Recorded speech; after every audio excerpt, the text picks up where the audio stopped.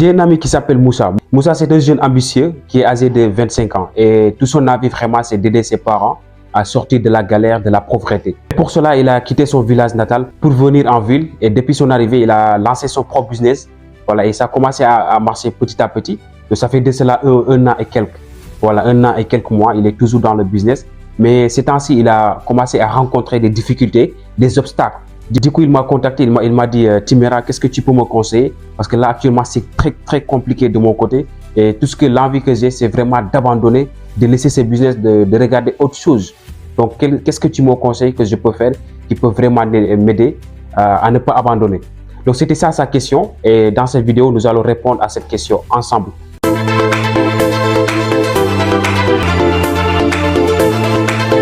Si c'est la première fois que vous tombez sur moi, permettez-moi de me présenter. Moi, mon nom, c'est Modibo Timéra. Je suis jeune entrepreneur, créateur de contenu et conseiller en développement personnel. Donc, sur cette chaîne, on va parler du développement personnel, de la croissance personnelle. Vraiment, tout ce qu'une personne peut faire pour travailler sur soi-même, investir sur soi-même, c'est très important. Donc, si cette thématique vous intéresse, vous êtes au bon endroit. Ce qu'il vous reste à faire, c'est de vous abonner pour ne pas rater les prochaines vidéos, de liker la vidéo et de partager. Donc, voilà la question de mon ami. Donc, on va répondre ensemble. Donc moi, ce que je lui ai recommandé de faire, c'est-à-dire que je lui posé la question à savoir quel est son pourquoi. Pourquoi il a lancé ce business? C'est pour faire plaisir à ses parents ou bien si c'est pour vraiment sortir de sa famille, de la galère, de la pauvreté. Essayez de connaître son pourquoi. Parce que c'est très important dans toute chose que vous faites dans la vie, d'avoir un pourquoi qui est solide. Parce que sur le sommet, les choses ne seront pas linéaires. Il y aura des hauts et des bas. Donc là, si vous n'avez pas un pourquoi qui est solide, quand vous allez commencer à rencontrer des difficultés, quand vous allez commencer à rencontrer des obstacles, quand vous allez commencer vraiment à rencontrer des défis, si vous n'avez pas un pourquoi qui est solide, vous allez abandonner. Vous allez abandonner. Mais si tu as un pourquoi qui est solide, tu sais pourquoi tu sais ça, même ce pourquoi, même ça te dépasse. Parce que tu as derrière toi une famille que tu dois nourrir. Tu as derrière toi une famille que tu dois vraiment rendre fière. Tu as vraiment une famille derrière toi que tu dois la faire sortir de la pauvreté. Donc quand tu as tout ce pourquoi-là, donc vraiment quand les choses deviennent dures, tu ne vas pas abandonner. Tu vas te poser la question pour vraiment t'améliorer. C'est très important. Et c'est ça qui manque beaucoup de personnes. Ils lancent des business, voilà, des projets.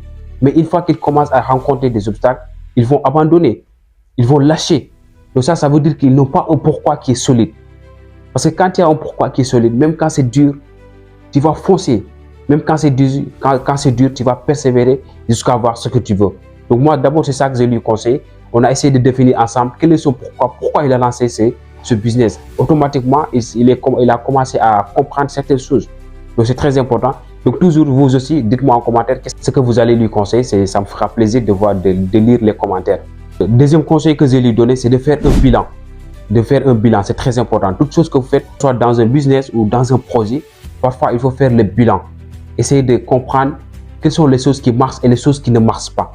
Ou bien, quand le business commence à s'estagner, essaye de te poser la question pourquoi ça a stagné. Quelles sont les choses que j'ai fait avant que je ne fais plus? Quelles sont les actions que je pose avant que je ne pose plus? Ça aussi, c'est très important. Ça va vous aider de faire chaque mois ou bien chaque 2 semaines un bilan, de comprendre qu'est-ce qui marche et ce qui ne marche pas dans ton business. Les choses que tu dois améliorer. Donc, tout ça, c'est très important. C'est des choses vraiment qui est important dans un projet. De faire le bilan du projet, de connaître ce qui marche et ce qui ne marche pas. De comprendre c'est quoi le problème, le véritable problème. Parce que tant que tu ne connais pas le problème, tu ne peux pas avoir de solution. Donc, essaye de définir le problème. C'est quoi le problème? Qu'est-ce qui t'empêche d'avancer? Qu'est-ce qui empêche ton projet de vraiment exploser? Donc, quand tu vas connaître le problème, la solution va venir. Parce que toujours, il y a une solution. Toujours, il y a une solution.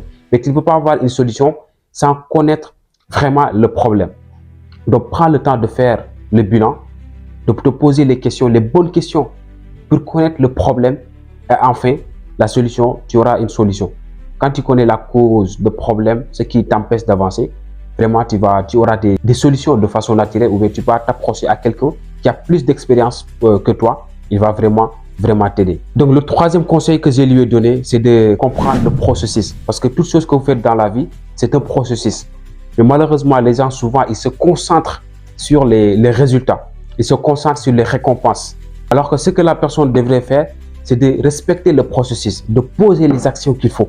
Parce que tous ces grands hommes que vous voyez qui ont du succès, ils ont dit suivre le processus. Donc si vous aussi vous voulez réussir comme ces hommes qui ont eu du succès, vous devez respecter le processus. Ne vous focalisez pas sur les résultats, les récompenses, mais Plutôt focalise-toi sur le processus. Parce que sur le processus, il y aura des hauts et des bas. Donc si toi, au préalable, tu sais que sur le sommet, ça ne va pas être facile. Je vais rencontrer des difficultés, des obstacles. Là, ça va te préparer mentalement. Parce que quand tu es en business, quand tu es en entrepreneuriat, il faut avoir un mental de fer. Il faut avoir vraiment un mental qui est solide. Ne sois pas une personne 1, 2, 3, tu voulais abandonner. 1, 2, 3, tu voulais abandonner. Ça, c'est pas bon.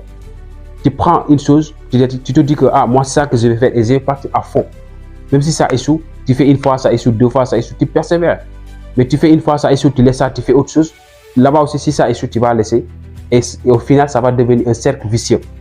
C'était ça, c'est ce que je lui ai conseillé. Donc vous aussi, vous qui regardez cette vidéo, dites-moi en commentaire quels seront vos conseils. Mettez tout en commentaire, je vais lire et je vais voir si ça peut lui aider.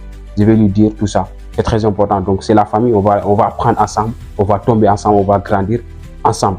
Donc si vous avez suivi la vidéo jusque-là, merci à vous, ça fait vraiment plaisir. Donc n'oubliez toujours pas de vous abonner, de liker et de partager. On se donne rendez-vous à la prochaine vidéo. Merci beaucoup et portez-vous bien. Ciao.